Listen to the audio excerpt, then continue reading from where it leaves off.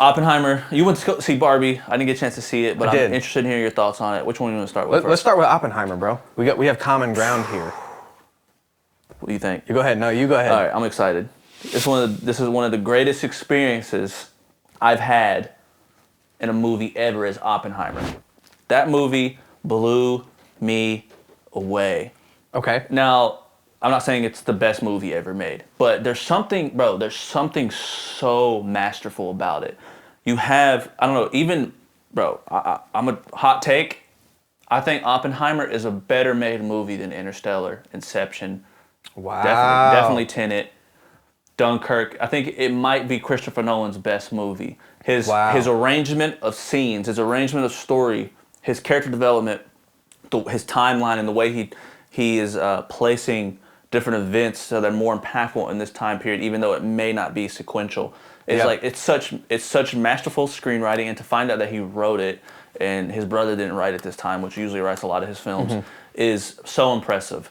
I think, without getting to the layers, because I will get into that later, but on face value, I think that we have seen some of the best moments for each of these actors in the movie.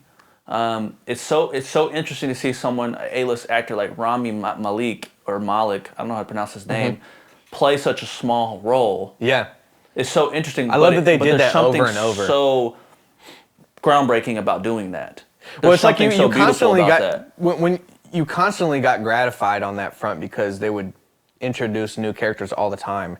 Like through the whole movie, they were just like, oh yeah, like you're just like, who's gonna pop up next? Yeah, here's the guy who played Freddie Mercury, but he's just a side character. Yeah, it's like, you know what I mean? I think that or the villain in James Bond. Right. Like, the villain in James Bond. He's got 3 lines in this movie. I think we're talking about with our videos and just trying to be artists. We're always trying to talk about what's that extra layer of detail we can add to make this remarkable. Christopher Nolan goes, I'm just going to put the budget into every actor is great. Yeah. Every actor's great. I mean, he probably got those actors for a much lower rate because they're not on script. Like, they're in for one scene or 2 scenes. Come on. They shot all that in like a couple days probably. And if you're one of those actors, everyone wants to be in a Nolan film. That's true. So they're like, that's true. Yeah, so let's do it, man. What do you need from me? You know what I mean? Like, I'll definitely do it. You're like Cillian Murphy and Robert Downey Jr. are the leads. I'm in there, bruh. Yeah, man. What about you? What'd you think? No, I thought it was really good. I loved the structure of it. I think Christopher Nolan does this thing where you never really know what you're going to get out of the movie. Love that. Until you go see it. So even from the trailer and stuff, you don't really know what the movie's about. And I think you go into it, what you do know is that they're building a bomb, whatever. Yeah. But that's not really what the movie is about. It's more about, and obviously spoilers, but it's more about Oppenheimer's life and the mental things the things that he went through as far as accusations, them trying to disenfranchise his name, him having to deal with corporate and government bloat, him having to deal with his personal life, his inner demons, his past, all those types of things. It was like all of that stuff told through the story of him making this bomb. And the bomb, they test the bomb and the bombs get dropped on Hiroshima and Nagasaki, but like the middle of the film. So then you're like, I've got like an hour left. Funny thing is, I was sitting when we were watching the movie. I was sitting there and the bombs got dropped, and I was like, "Oh, cool. Let me check my time." It said 10:30. I was like, "Wait, we still have 2 hours left." Yeah. Dang, dude. Like, I think it was 11:30. Actually, we had an hour left, but still, like, I was like, "Okay, I know this movie's 3 hours." So what's finna happen? Right. Yeah, I thought some of the scenes specific, like the scenes were masterfully directed. I say the scenes, but I have a few in mind, specifically the gymnasium scene I thought was incredible, where like he's envisioning the nuke going off, and there's that lady with her skin flapping or whatever. Apparently that's Christopher Nolan's daughter, bro. Pause. Her skin he cast her. No, but that's cool though. Really. But yeah. Apparently he cast her as the skin falling off. Yeah, that's crazy. That's like that scene was pretty. That was pretty cool scene. That was an amazing scene. We got a little glimpse of what it's all shaking in the background. Yeah, we got a little glimpse of what a Christopher Nolan movie, the horror genre would look like. Yeah, which was, I mean, a Christopher Nolan horror film would be terrifying because the things that would be revealed would be, like sometimes in horror movies it's like the twists are like kind of silly It's or goofy.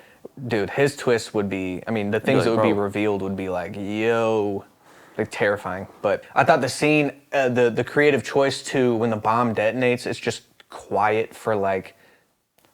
Yeah, he defies all expectations. A bomb. Yeah. No audio. And then they're far away from it, so that's also realistic, but at the same time, they made it like completely quiet. Yeah. Like there wasn't even like dialogue and things happening, and it was just like, it was the amazement and the awe of the moment that was captured. We got to think about that. We've seen footage of stuff like that now. Yeah. But that's the first time someone had seen a bomb it was the biggest of its at that time, right? It was it was the biggest explosion radius they could create. Yeah. What I thought was wild. I want to say, dude, I thought what I liked the most about this film is that there's this like fine line between making characters relatable and making them realistic.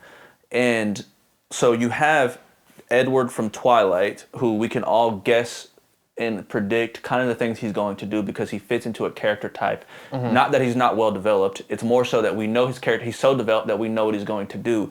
But really, humans aren't that simple. Mm-hmm. Humans are very complex. You start the film off, something I completely unexpected to me was you start the film off with this like almost majestic, magical, whimsical aspect of Oppenheimer's life where he's dreaming about other dimensions, and it's beautiful, and he can't help but just strive to figure out what's happening in this realm that and it's beautiful. And then by the end of the film, we have it almost in a different opinion about Oppenheimer, a Heisenberg opinion like we did in Breaking Bad, where it's like, not that he's evil, but more so that like, how did we get here? Yeah. At first he was like, I want to be this amazing scientist who explores this new scientific like kind of, landscape, and then I want to bring it to the States. And then at the end of it, he's like, I've done it, and this is where it's brought me. Mm-hmm. And I wanted it. Mm-hmm. And he wanted it for good reasons. Mm-hmm. And I thought that was so like, we've seen the degradation. Is that a word? Degradation. Anyways, we've seen a man, we've seen his downfall in a way. Each of those characters, even Florence Pugh, who played his mistress, again, spoilers, she, like, there's something so real about her character. Yeah, it's so probably her selfish. boobs. Yeah, dude, it was weird seeing her boobs in that movie. Just boobs on set for a long time. Yeah, that's the first time Christopher Nolan shows some boobs. I think so. Yeah, I think it is. Yeah, he's some tatas. That's kind of sus, no? Oh man, I also loved the it shows that little interaction with Albert Einstein at the beginning. Yeah. Right? And then I love how, and this is a spoiler, but Robert Downey Jr., after, being this corrupt kind of figure, his assistant that clearly like doesn't like him anymore or whatever, he was like your ego has basically taken over this entire thing because you just interpreted them saying something about you, and you just held on to this, and it probably had nothing to do with you. You're probably like, you know what I'm saying? You think everybody's talking about you. Oh, you know what I'm saying? And then at the end, I thought that was the perfect way to end the movie, was to bring back this interaction, and the dialogue that happened at the very end with him and Albert Einstein was like insane. So you're like just seeing all of these different moments, and then it's revealed to you what the significance of these moments are as it goes through the whole movie. You know what I'm saying? I did like that. And then at the end, you get the Albert Einstein conversation, which is the most significant part of the movie. Right. Which is the message of the movie. Yes. Yeah. So, man, that was amazing. Crazy. Yeah, baby, need top 5 when I'm done going mental. Yeah, I'm locked in, you can peep my condition, man, the lab all winter, all summer. Yeah, I went dumb,